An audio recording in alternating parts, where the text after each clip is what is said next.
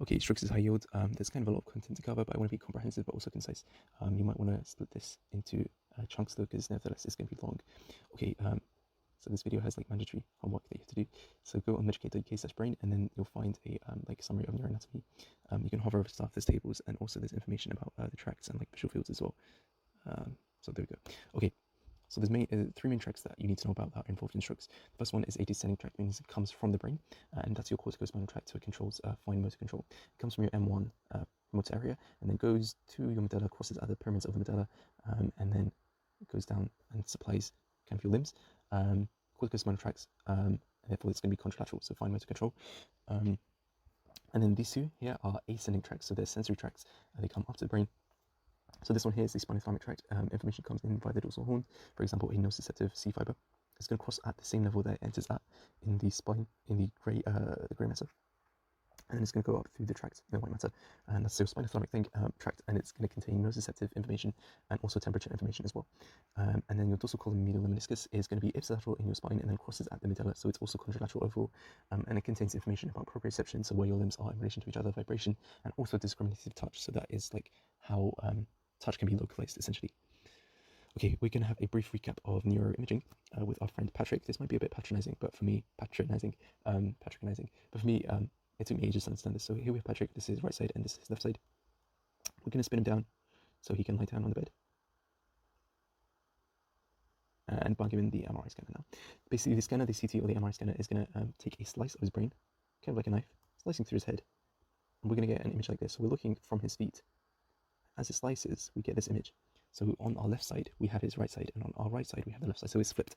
But up and down is still the same. So right and left is flipped, but up and down is the same. So by the end of this video, you should be able to say, pretty soon, you should be able to say what type of scan this is, where the stroke is. I mean, there's a big red arrow, but also what symptoms this would be. For now, you need to know that this is actually on the left side. This is the left-sided stroke. Okay. So what type of scan was that? So you can see here various scans. This one is unique because it has big white outline. What that is bone. And when you see bone, think X-rays. When you think X-rays, think CT scans. The CT scans also use X-rays. Obviously, X-rays have radiation, so you know that's the downside. And obviously, you can tell that there's less detail, whereas the MRIs here will have like high resolution. This has less detail. The bone is very visible in the CT scan. The thing is, the CT scan has the advantage of being like quite quick, whereas the MRIs take longer. I don't know if you had an MRI before, but you have to lie there for ages. And when someone's having a stroke, obviously that is not ideal. In terms of terminology, white stuff, so bright stuff on the CT scan is called hyperdense. Okay, then there's two main types of MRIs here, the T1 and the T2 MRI. The way you tell the difference here is by looking at the ventricles, and the ventricles can obviously contain CSF, cerebrospinal fluid. In the T1 MRI, obviously by the way the MRI has no radiation, I use radio waves. The T1 MRI, the ventricles are going to appear black, and in the T2 MRI, the ventricles which are filled with fluid, and any fluid is going to appear white. So water is white, WWW equals 2, right? This here is, you may not necessarily need to know it, it's actually called a FLAIR scan. It's similar to a T1 scan because the ventricles are dark, however the brain itself is darker. The reason I put it here is because it's really, really useful to go to a website called Radiopedia and just have a flick through scans yourself, and they often use FLAIR MRIs. In terms of terminology, white stuff is called hyper-intense or high signal, bright signal, and MRIs. Okay, we're going to go over the circle of Willis and the blood supply to the brain. There was a more in-depth video on that, but this is kind of more of a brief overview. So here we have our right internal carotid artery and our left internal carotid artery, and then they are going to kind of anastomose, join together, and form the anterior communicating artery, swoosh, swoosh, swoosh, and that is going to form the anterior cerebral artery here, which supplies kind of the prefrontal cortex and kind of in the middle of the front. And then the internal carotid artery here is also going to supply the MCA and the MCA here as well. And then you might be able to just see there's a branch of the here, which is the PCA, and then in the middle here you have the brainstem. So the arteries kind of are wrapped around the brainstem, and at the back of the brainstem, running at the back of the brainstem, you have the basilar artery, which is a big, massive artery, and the basilar artery comes from here, which is a vertebral artery. Okay, so we have the internal carotid, and something you can't see on the diagram is something called the ophthalmic artery, which is literally coming towards you here, towards your eyes, and this supplies your macula of your eyes. It's important in the PCA stroke because you have macular sparing because of the ophthalmic artery. Okay, you might get a little bit dizzy, but here we go. So here we have our anterior communicating artery, and then that gives rise to the ACA, and then the internal carotid obviously gives rise to the MCA. Here, so this is our left internal carotid, and now it's on our left side as well. This is the posterior communicating artery, which comes off the internal carotid, and it gives rise to the PCA. And then along the, so here's our brainstem, and then running along the back of the brainstem is the basilar artery, which comes from here, the vertebral artery. So the vertebral artery goes through these foramen and then joins together to form the basilar artery. Then the basilar artery also is kind of is fed by something called the anterior spinal artery, which sits on the front of the spine. It kind of just joins onto here. Basilar artery branches onto the superior cerebellar, the AICA and the PICA. Anterior inferior cerebellar artery, posterior inferior cerebellar artery. So they wrap around the cerebellum.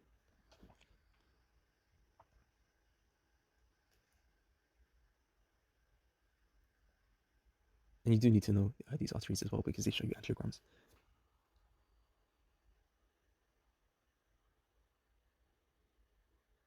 There we go. So we have our AICA, our MCA, and our PCA, and those are the main ones that we're going to talk about first of all. Just in terms of territories, so here we have kind of a scan. Here's the eyes, you can see. So this is the cerebellum, and this is supplied by the superior cerebellar artery. You don't really need to know much about it. Then at the brainstem, running at the back of the brainstem, we have the basilar artery. Then we have the AICA here in blue, and then the PICA just here. Okay, and then if we go down a little bit, we have the you can see the ACA territory here, the MCA territory here. This is the occipital lobe supplied by the PCA, and then this is the superior cerebellar artery. And then in purple, kind of pinky here, you have the anterior choroidal artery. This supplies something called the internal capsule. In most people, it's a branch of the MCA. In some people, it's a branch of the ACA.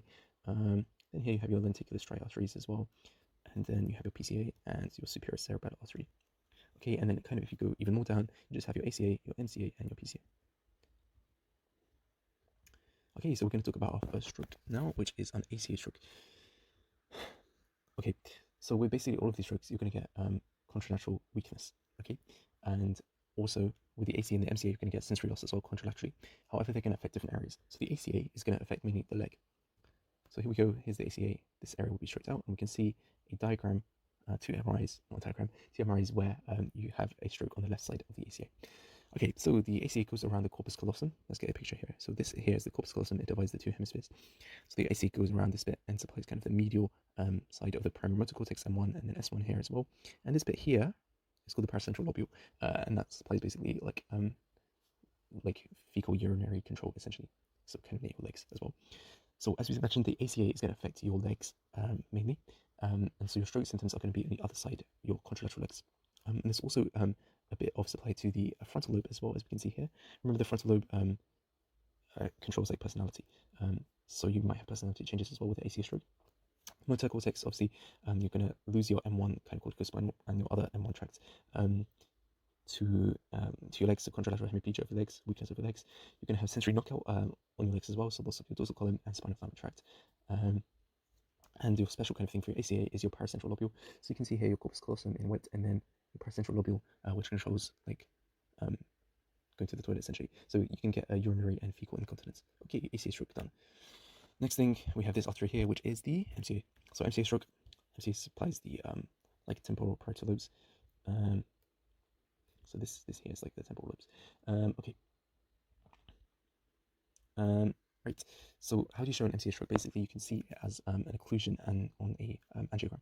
So here we have our ACA, our MCA on this side and this side. Remember, the scan is flipped. So on this side, this is the right MCA. On this side is the left MCA. But here we have the MCA. It's continuous on the right side, but on the left side of the patient, there's a blockage. So there's no symmetry. When we're looking at scans, the main takeaway is that we're looking for symmetry. Again, here we can see there's like no symmetry here, so there's an occlusion here. This should say ACA, by the way, anterior cerebral artery. And we can see it's kind of that thing here. And then we have the right MCA and the left MCA, but we can see there's an occlusion here. Okay.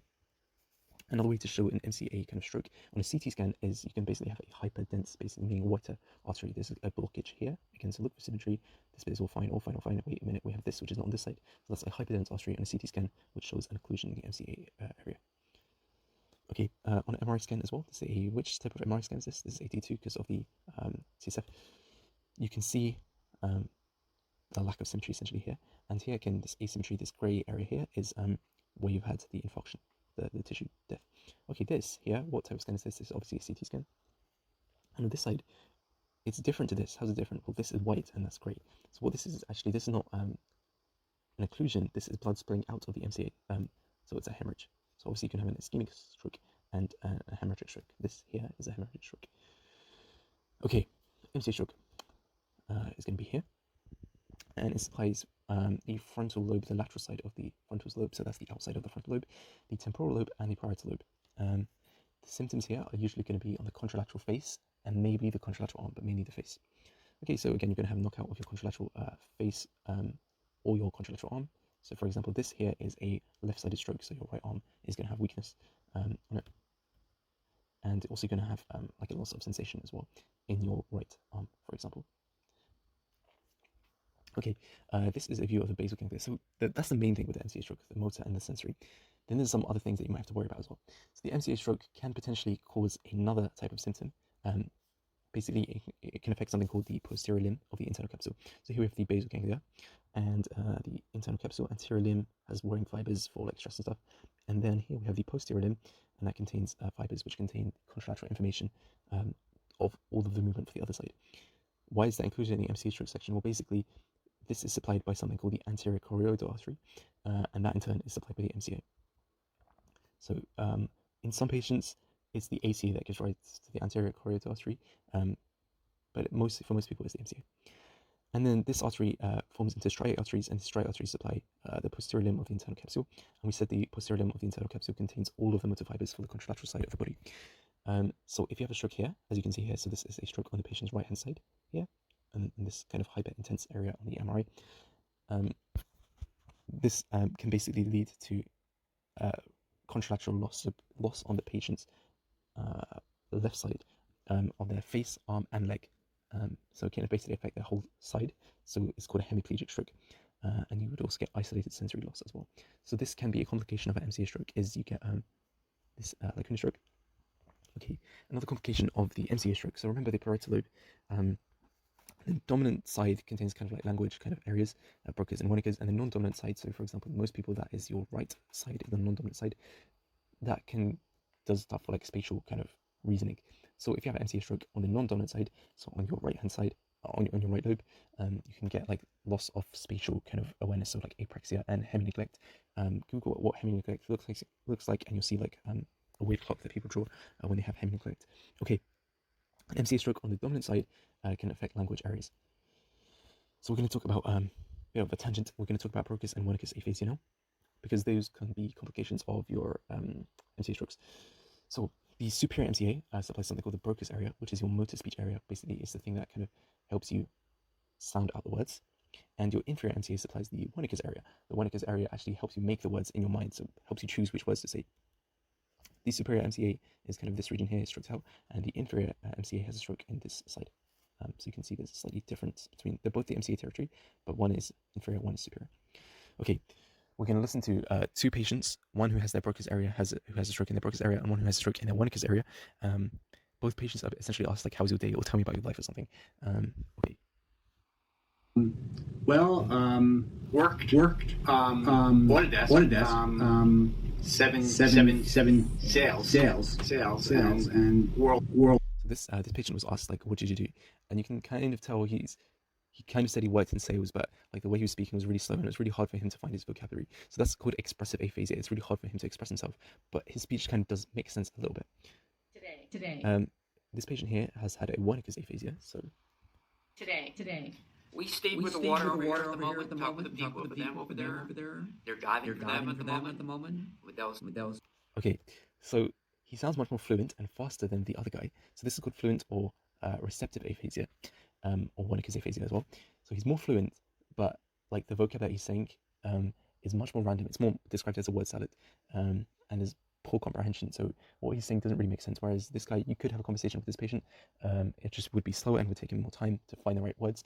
This patient here is finding it really tricky to kind of say anything that makes sense. So that's Wernicke's aphasia, which is called fluent receptive aphasia. There's another type of aphasia as well called conduction aphasia, which affects the arcuate vesiculus, but to be honest, it's quite theoretical and not many patients actually have it. So anyway, these can both be complications of the MCA stroke depending on whether it's superior or inferior. I had a little acronym called like WIBS WIBS. It doesn't really mean anything, but Wernicke's inferior, Broca's superior. Okay, also an inferior MCA stroke can damage the optic radiations, which go from the thalamus onto here, and then from here they go to the occipital lobe. So if the optic radiations are damaged, then basically you can get contralateral homonymous hemianopia, so loss of the contralateral field in both eyes. So for example, this side, the stroke is on the left side, and therefore the right visual field will be lost. Okay, so that's the difference between an MCA and a superior and inferior MCA stroke. And again, remember, if it's on the non-dominant side, you get kind of spatial problems instead of language problems. Okay, that's MCA stroke. Right, we now moved on to a PCA stroke. And remember, the PCA supplies the occipital lobe. Okay, so here you can see a CT scan of an occipital lobe stroke, PCA stroke, and this is going to be on the left-hand side of the patient. Okay. The PCA passes backwards around the cerebral peduncles. All the peduncle is something that connects the brainstem to the cerebrum, so massive tissue. And it supplies the inside of the occipital lobe, and also the inferior bit of the occipital lobe, and also the inferior temporal lobe. The inferior temporal lobe contains the hippocampus. So basically, if that is stroked out as well, then you can get memory problems. Okay. So what motor problems you get in a PCA stroke? Your face is more affected. So with your MCA, it was your face and your arm. With your PCA, it's mainly your face. Corticospinal tracts in your face a lot. So basically, you can get contralateral lower facial muscles are KO'd. And the thing is, when corticospinal tracts are involved in a PCA stroke, or just in general, you get, it's basically an upper motor neuron lesion. And upper motor neuron lesions can also cause spastic paralysis. So every time you have an upper motor neuron lesion, it's always corticospinal tracts involved. You're always going to get spastic paralysis essentially, and you can get stuff like the Babinski sign, hyperreflexia as well. And that applies to other strokes as well. But here as well, you get the upper motor neuron stroke. You can also get contralateral Parkinson's and hemibolismus, so hyperkinetic motor conditions contralaterally as well. Sensory, you're not going to really get your dorsal column or your spinothalamic tract affected, but what can happen is your PCA also supplies some of the thalamus, and basically you can get something called thalamic syndrome. So your sensory thing here is thalamic syndrome. Essentially, you get a loss of contralateral pain initially, and then a few weeks or a few months later, you're going to get severe pain in your across the body. So that's called thalamic syndrome. Okay. The other main thing in the PCA stroke is that you get lots of vision problems. So you have lots to choose from. The main one that you need to know is that obviously the occipital lobe receives information from the contralateral visual field because they cross at the retina. Okay. So on this side, this is a patient's left center stroke. Therefore, their right visual field is going to be gone. However, remember we talked about the ophthalmic artery briefly. The macula is spared because there's a thing called the ophthalmic artery which supplies this bit. So even though the PCA is gone, which supplies the main kind of visual field, the ophthalmic artery supplies the middle of the visual field. Okay. Now there's other kind of complications that you may get with a PCA stroke. For example, one of them is called Weber syndrome. We're going to go through that in more detail like in a few seconds. Weber syndrome, for now, just know the symptoms: ipsilateral enlarged pupil, antosis, meaning a droopy eyelid, and also a down and out gaze, and importantly, contralateral Parkinson's, which is really weird for vision, but we'll see why in a second. And then also the PCA supplies the temporal lobes, remember?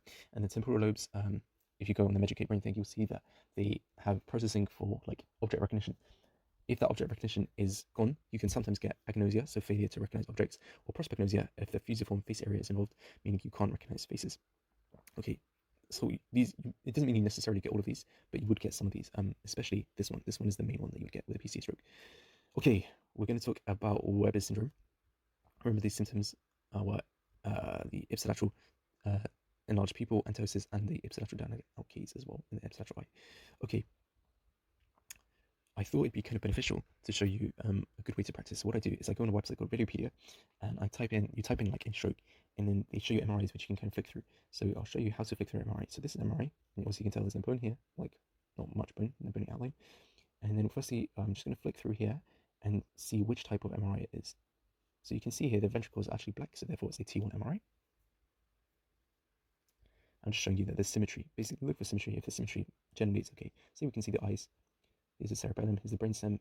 It's nice and symmetrical again. Here's the cerebellum, here's the brainstem. Everything is kind of symmetrical so far. Basically, just kind of say stop when you think we've reached the area of the stroke. Okay, so this is all nice and symmetrical. On this side, we have the lobes here, a bit of the cerebellum here. Are you noticing any problems where there's a lack of symmetry? And if you just kind of look here, I'll give you a clue here. We're looking again at a PCA stroke Weber syndrome, just by the way, in case you were daydreaming. Here we go. You can see here in this, in the brainstem, we've actually got this here, and this is actually the midbrain.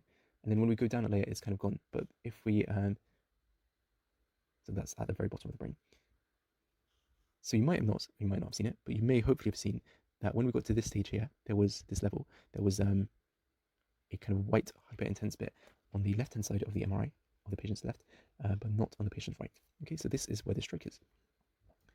And if we look at this map, this is kind of the same level. So these are the eyes, these are the eyes. This was the ACA territory here. Therefore, this is the MCA territory here. At the back here is our PCA territory, superior cerebellar artery, supplying this little bit of the cerebellum here. And then here, this kind of Mickey Mouse shape is supplied by the PCA as well. And this Mickey Mouse shape is called the midbrain. So the PCA stroke is here, and has led to Weber syndrome. Okay, so we're going to have a look at the midbrain in more detail to kind of understand the symptoms of Weber syndrome.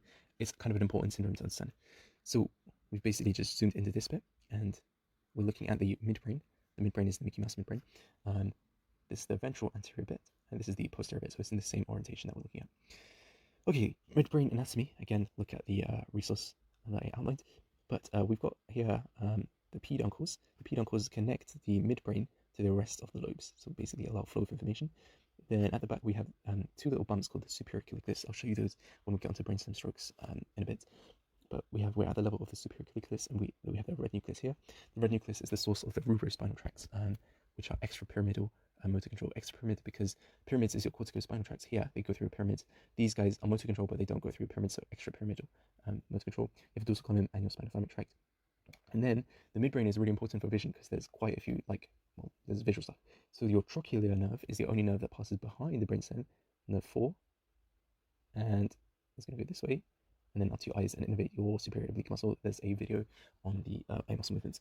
Okay, and your trochlear nerve is going to go this way as well. Your oculomotor nerve doesn't go behind, it just goes straight in front. So this bit here, all of this bit up until kind of the trochlear nerve, so just before the trochlear nerve, all of this is innervated by the PCA. Remember, we're talking about PCA stroke. The trochlear nerve isn't, because it's kind of posterior, but this anterior bit is innervated by the PCA, and we can see there's a PCA stroke here. So that means the corticospinal tract will be gone. One thing I didn't mention, we have here the substantia nigra as well, the dopamine producing darker neurons as well, which are really important for movement and the basal ganglia. So we have the substantia nigra gone as well, because it's all at the front. All of this bit is supplied by the PCA, and we're also going to get the oculomotor nucleus in one side, also gone as well. So this actually explains the symptoms of Weber syndrome. Firstly, corticospinal tracts are gone. So corticospinal tracts are gone, which means you're going to get contralateral hemiplegia. So it's kind of weird that an eye disease is going to affect your movement, but that's what happens because you have your corticospinal tracts gone, contralateral corticosate and medulla. You can have your ipsilateral down and out gaze because your oculomotor nerve is KO'd, which is going to affect basically the trochlear nerve will be fine, so that's going to overpower that, and your trochlear nerve and your lateral rectus is going to overpower it and cause a down and out gaze. And also your substantia nigra is gone, so you're going to have a contralateral Parkinson's. So hopefully you remember now, if you think of this diagram, Weber syndrome, you remember these kind of 3 symptoms. Okay, brief summary. We kind of got through the main strokes, and then obviously we have brainstem strokes as well. ACA, MCA, PCA. Hopefully you know the territories. This is an MRI, this is a CT scan, and this is a PCA stroke. By the way, the answer in the very beginning, I showed you a CT scan of a PCA stroke, I think. And it was on the left side. I can't remember. Okay. So the ACA mainly affects walking, remember. The MCA affects faces and the arms, and the PCA will have contralateral hemiplegia on the face. Motor sensory, eyes, and there's each kind of stroke kind of has their own special characteristic as well about them. So in motor, for the ACA, it's the legs that are affected with contralateral hemiplegia, corticospinal tracts. In the MCA, it's your face and arms that are affected, again, contralateral, and corticospinal tracts. Corticospinal tracts can be affected in the contralateral face as well in the PCA. In sensory, you get loss of the dorsal column and spinothalamic tracts in the ACA stroke in the legs, hemianesthesia in the legs, and in the same thing but in the face and the arms in the MCA stroke. You don't really get either in the PCA stroke, but you do get thalamic syndrome sometimes, not always. There's no eye problems with the ACA stroke. The MCA stroke, you can get something called contralateral homonymous hemiplegia in the inferior division. And the PCA stroke, obviously, you get a ton of visual problems, contralateral homonymous hemiplegia with macular sparing, and also Weber syndrome as well. So contralateral hemiplegia, contralateral Parkinson's, and ipsilateral down and out gaze, enlarged pupil and ptosis. The pupil is enlarged, I'm not sure if I explained, but basically your constrictor pupillar muscle is controlled by your oculomotor nerve. For more information as well, look at the Edinburgh Westphal kind of stuff as well on the website. But basically, your constrictor pupillar muscle is KO'd. Well, it's supplied by the oculomotor nerve, so that's KO'd. So therefore, your pupil is going to be enlarged. Your superior tarsal muscle, I think, no, not superior tarsal. Your levator palpebral muscle. There we go. Your levator palpebral muscle is supplied by your oculomotor nerve, and that is KO'd. So therefore, your eyelid is going to close as well. Okay, and what about an ACA and other things? Remember, you got the loss of the prefrontal cortex as well, so mood changes sometimes, and also paracental lobule stuff, so urinary fecal incontinence. In the MCA, you had Broca's, Wernicke's area, and also like the hemi-neglect as well, if it was in the non-dominant lobe, and then the PCA stroke, what you got Weber syndrome. Okay, you might want to give yourself a break now. Next, we're going to go on to brainstem strokes, which is kind of heavy and kind of long. Okay, so brainstem strokes. Here we have the brainstem, we have the thalamus here, we have the midbrain, the pons, and the medulla, and you can see here the olives. So the olives are two kind of bulges at the medulla. It's spinning very slowly. But here we can see the back of the brainstem. Here we go, stop, right. So this is the thalamus, this is the midbrain, this is the pons, this is the medulla, and then this is going to leave via the foramen magnum and form like basically the spinal cord. Okay, so what are these? On the midbrain, there's two sets of bumpy boys called the superior colliculus and the inferior colliculus. At the level of the superior colliculus, you have the red nucleus, and that's affected by Weber syndrome. And then you have the inferior colliculus, which is auditory processing, I think, but don't quote me on that. Okay, and then you have your peduncles here. This is your middle cerebellar peduncle, connects your brainstem to your cerebellum, and this is your medulla. Okay. And I mentioned you have the olives of the medulla. The olives are the source of your climbing fibers because remember you climb up an olive tree. Okay. So we're going to kind of take cross sections of these and then just to go over brainstem anatomy briefly as well because I haven't gone over it anywhere else. And then also we'll go over strokes. But there's a very, very nice, easy way to go over strokes for the brainstem. Okay, at the level of your midbrain, remember you have your superior colliculus and your inferior colliculus as well. But superior colliculus, they're both, the cross sections are basically the same. However, at the superior colliculus, you have the red nucleus and then the eye stuff as well. This is supplied by the PCA, remember, and we just talked about it just now. And then you have your cerebral peduncle here at the front, which connects the midbrain to the brainstem. And the midbrain is like this Mickey Mouse kind of shape. Okay. Then at the level of the pons, we have, this is the middle cerebellar peduncle, and just underneath here we have the inferior cerebellar peduncle. So at this level here, imagine we're taking a cross section. This is the front and this is the back, just as it is in the diagram. At the very back we have the fourth ventricle, which is an opening. So the cerebral aqueduct kind of flows in and widens and becomes the fourth ventricle. And that's basically where your CSF kind of is going to leave from the fourth ventricle and then go into the spine and drain into the spine. You also have, in the midline, you have your abducens nucleus, which is nerve 6, and that helps you, that controls your lateral rectus, remember? And then also wrapping around it, but kind of laterally, you have your facial motor nucleus as well, which supplies nerve 7. And when that is damaged, you get Bell's palsy. Okay, and then at the level of the medulla, you get, these are the pyramids. So these are the pyramids are where your corticospinal tracts basically cross over. So that happens here in the pyramids of the medulla. You have the fourth ventricle again. You have something called the olivary nuclei. So remember I said the olives these are the olives, two bulges either side of the medulla. And when you do a cross section, you get these kind of nuclei, which tells you that you're in the medulla. So you get the olivary nuclei. This is what also called the medial meniscus here. Your inferior cerebellar peduncle here as well. And then at this level, you have your vestibular nuclei. Kind of laterally. You have, in purple, you have your spinal nucleus of your facial nerve, of your trigeminal nerve here in purple, and you also have this donut thing. It's called the nucleus of the solitary tract in TS, and it's a donut because it's got a hole in it, but also because it's responsible for kind of for taste. So it has taste fibers. So from nerve 9, your glossopharyngeal. There we go, your glossopharyngeal nerve, and also your vagus nerve as well. And it's also important in controlling your carotid sinus, your baroreceptor reflex. So these are kind of your nuclei here, and you obviously need to know them as well for neuroanatomy in general. Okay. Finally, as well, if you take a cross section right at the bottom here, I didn't have space to fit it on, but right at the bottom, again, you have your nucleus of your solitary tract, or just above it. Just above it is your nucleus of your solitary tract, and then your very bottom cross section, you're going to have your olives again. The fourth ventricle is going to disappear now and kind of become very narrow and continue to become onto the spinal cord CSF drainage, but it's going to become like not really visible. And you have your spinothalamic tract here laterally, and then also you have your hypoglossal nerve right at the bottom of the medulla is your hypoglossal nerve, nerve 12, and your dorsal nerve, your dorsal vagus nerve is also coming in through here. Which is important as well in stuff like Parkinson's. It's thought to come from your gut up the vagus nerve and then come in here and then spread obviously from the midbrain into the thing. Okay, so that is just kind of for neuroanatomy as like a refresher. You don't honestly really need to draw all of that when you think of brainstem strokes. It's actually very easy to get your head around. Okay. So we have the midbrain, the pons, and the medulla. Okay. So I'm going to teach you like a little, very simple rule to understand brainstem strokes, and it'll be very, very, very easy. By the end, you'll become a master at this. Okay, so we have the midbrain, the pons, and medulla, and you can notice that there's some nuclei that are in the midline, and then there are some that are more laterally. So, for example, the spinothalamic tract is kind of a lateral tract. It's not really in the midline, but it continues through all of them. Okay, how do we know which one is which? It's kind of hard to remember, and especially you don't want to be drawing all these diagrams in a small like exam station. So the rule of 12, very handy. Basically, all it is, whichever one number basically is a multiple of 12 is a midline nuclei. So in the midbrain, we have 3 and 4. They go into 12. What is the next number that goes into 12?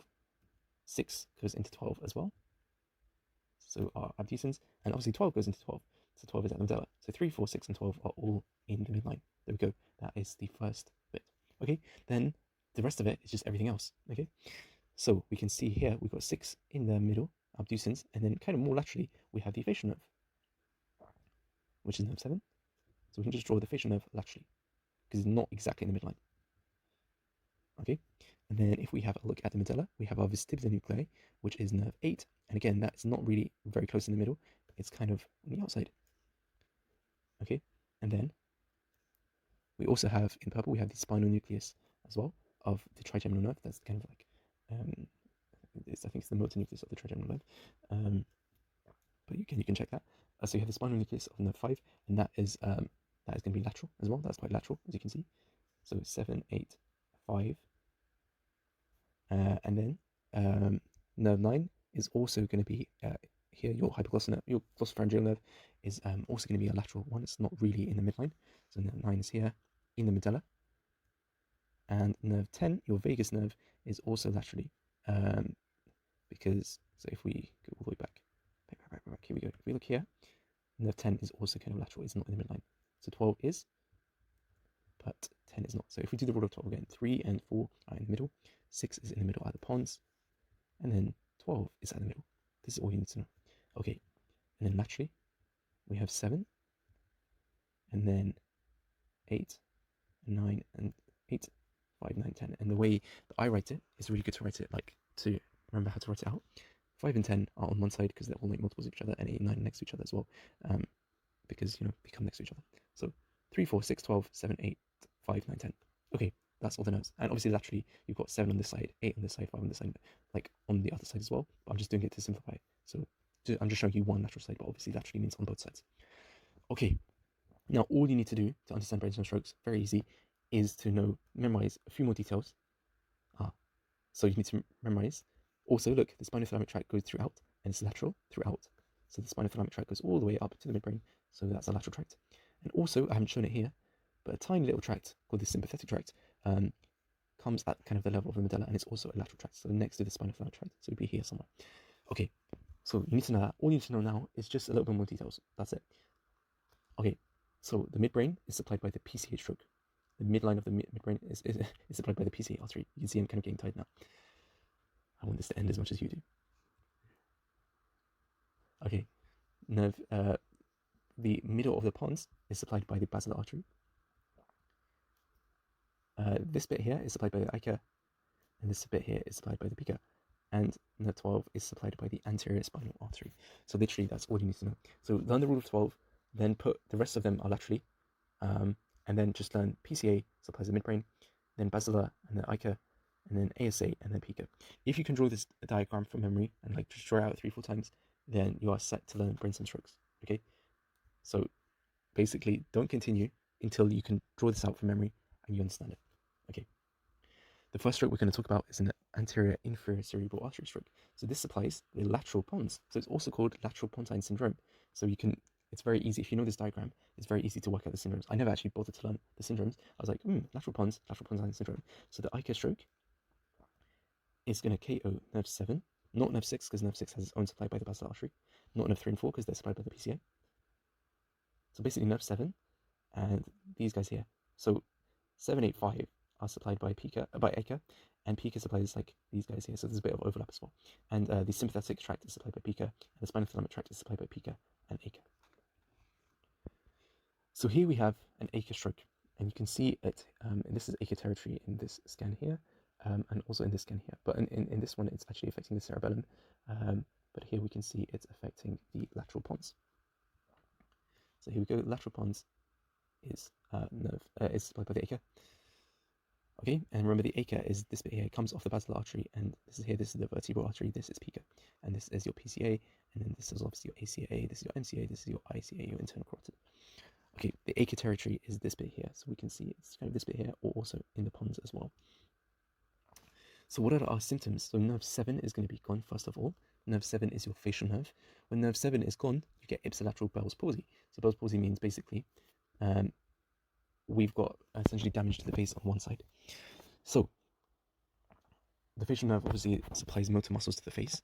If the facial nerve is damaged, basically you're going to get loss of the facial muscle. So you get drooping of the cheek, unable to kind of move your eyelid, just droopy kind of eyelid. Your forehead isn't able to wrinkle properly. So here you've got wrinkles, but the muscles that kind of wrinkle your forehead, you won't be able to wrinkle them. You can see your eyelid is kind of droopy, and your droopy tip of mouth as well. And your cheek is droopy as well on this side as well. So there's less definition. So that's called ipsilateral Bell's palsy. So that has gone in the lateral pons because of the AICA stroke. Okay, what else is going to be gone? 7, 8, and 5 are pretty much supplied by the AICA, and also we can see here the spinothalamic tract as well. The sympathetic tract only starts at the medulla, so it's not supplied by AICA, it's supplied by PICA. Okay, so we're going to have a loss of the spinal nucleus of nerve 5. Okay, so there we go. The spinal nucleus of nerve 5 is a sensory nucleus of your trigeminal nerve. Sorry for forgetting. So sensory nucleus of the trigeminal nerve, therefore you can get ipsilateral face anesthesia. So therefore when you're chewing, you're not going to be able to sense it. I put them on one side just because I've got the face symptoms on one side, so the 7 and 5 symptoms. And then your other symptom is you're going to have loss of hearing and balance, for example, but mainly loss of balance because nerve 8 is affected here as well. So nerve 8 is also in the lateral pons. So you're going to get vertigo, which is dizziness, and nystagmus, which is basically your eyes will be moving like crazy.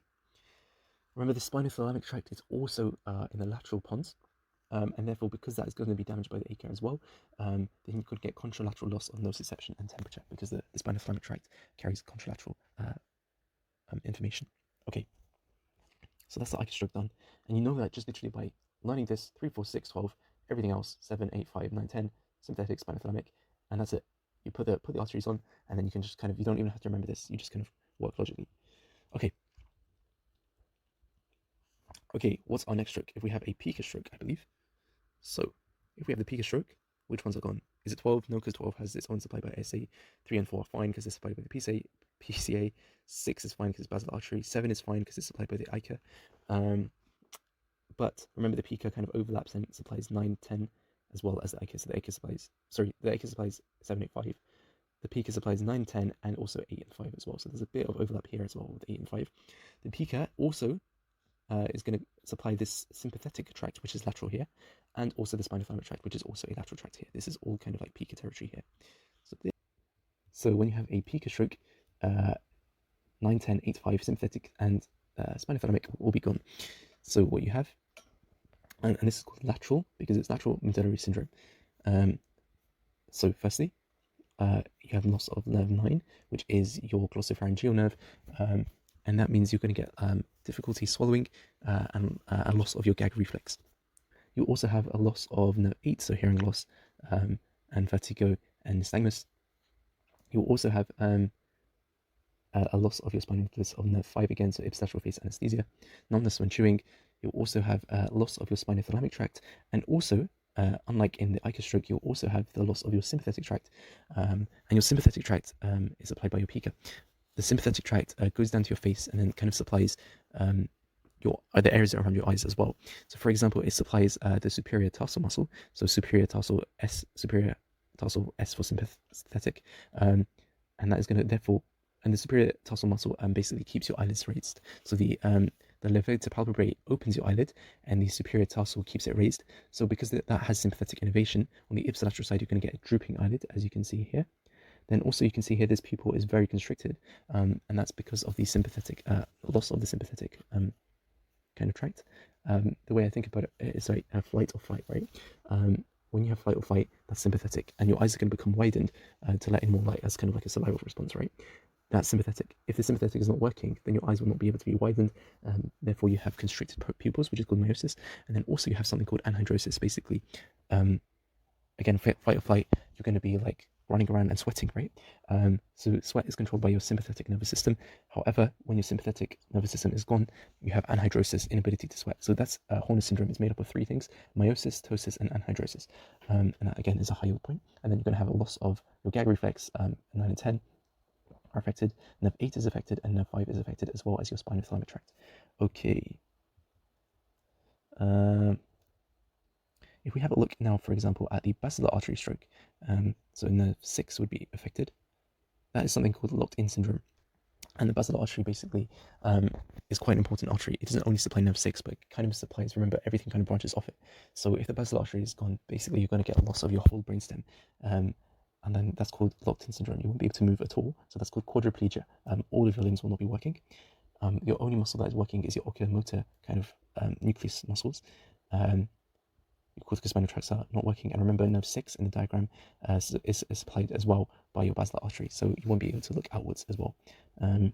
Okay, and finally, the anterior spinal artery stroke. So remember we said for the basilar artery, nerve 6 was supplied by the basilar artery.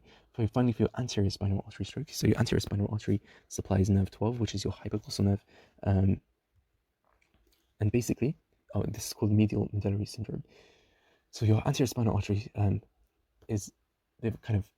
it usually supplies the spine, but at the very end it supplies the very tip of the medulla, the very bottom of the medulla, and then you're going to get medial medullary syndrome. So your tongue is going to deviate towards the side of the lesion because of the hypoglossal nerve injury. And also, this is what's going to happen in your spine. So say, for example, you have a whole spinal stroke, this would happen as well. So in a spinal stroke, what would happen is you're going to get the ventral spinal artery, or the anterior spinal artery, supplies the anterior 2/3 of the spine. Okay, so that means basically your corticospinal tracts, your spinothalamic tracts are all kind of KO'd. The only thing that is saved is your dorsal column medial lemniscus tract, which is fine because that's posterior. So basically, in a spinal stroke, you're going to get loss of your lateral corticospinal tracts and loss of your lateral spinothalamic tracts as well, and your anterior spinothalamic tracts. So you can get loss of pain and temperature and loss of fine motor control. Spinal strokes can also be caused, not medial medullary syndrome, but just since we're talking about it, can be caused by something called radicular artery strokes. So radicular arteries are arteries that kind of feed into these the main anterior spinal artery, and when they're stroked out, for example, the artery of Adamkowitz at T10, then that can also kind of cause a spinal stroke. When you have a big spinal stroke and the medulla is also affected, which is kind of a rare case, often it would just be the medulla affected by itself, but the medulla can also be affected as well. And that, and here we can see the ACA. Okay, and here is an ASA stroke that you just can see here, and on this side as well. Okay, and that is everything.